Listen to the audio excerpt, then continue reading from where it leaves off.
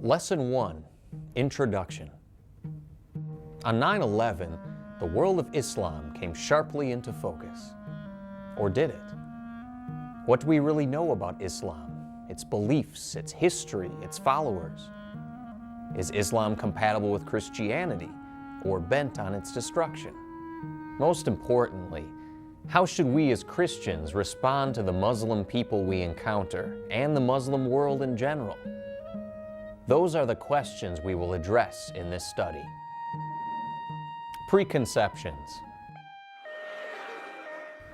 Suicide bombers. Why would any rational person kill himself and innocent bystanders in the name of God? The answer goes to the very core of the Muslim faith. Nearly all Muslim people believe they will one day be judged by their God, Allah.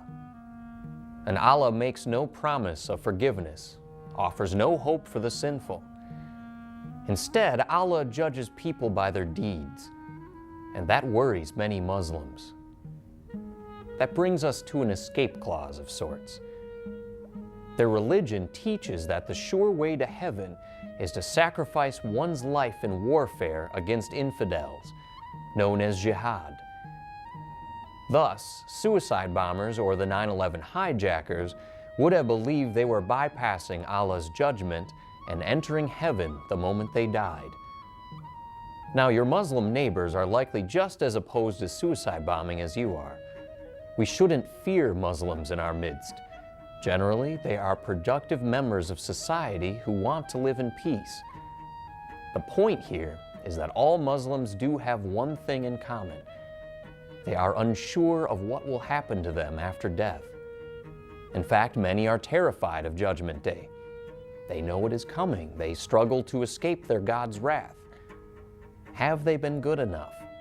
How will Allah judge their lives? They have no idea.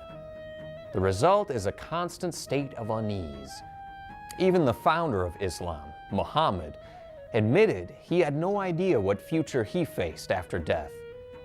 Islam offers no comfort to these worried people, no divine gift that removes the fear of God's punishment, no true hope of life in heaven, no Savior. That's why it's urgent for us to share the gospel of Jesus Christ with Muslims, so they may enjoy real peace with God, not through their own efforts, but through the gift of faith in the saving work of Christ. Worldwide growth. Islam is growing more rapidly than any other major religion. Increasingly, Islam isn't just a religion. In many countries, it's the religion.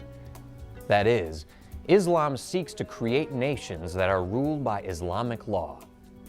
You may have heard of Sharia, which is the system of rules that govern every aspect of daily life, spelling out the foods that can be eaten, approved dress codes, the role of women, etc. In many countries, Sharia law is the law.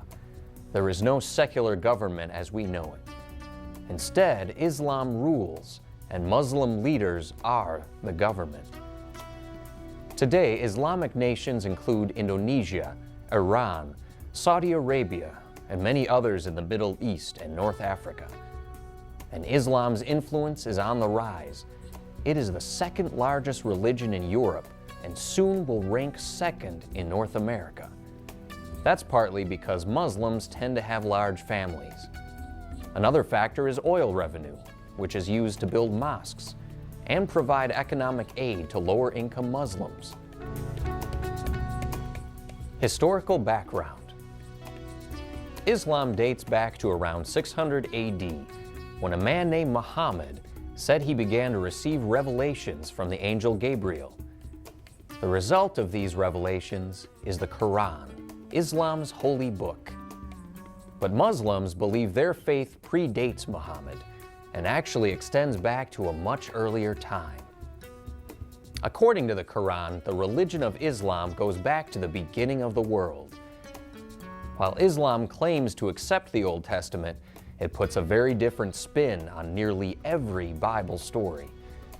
This radical difference is especially clear in the story of Abraham and his sons Isaac and Ishmael, which really gets to the foundation of the two faiths.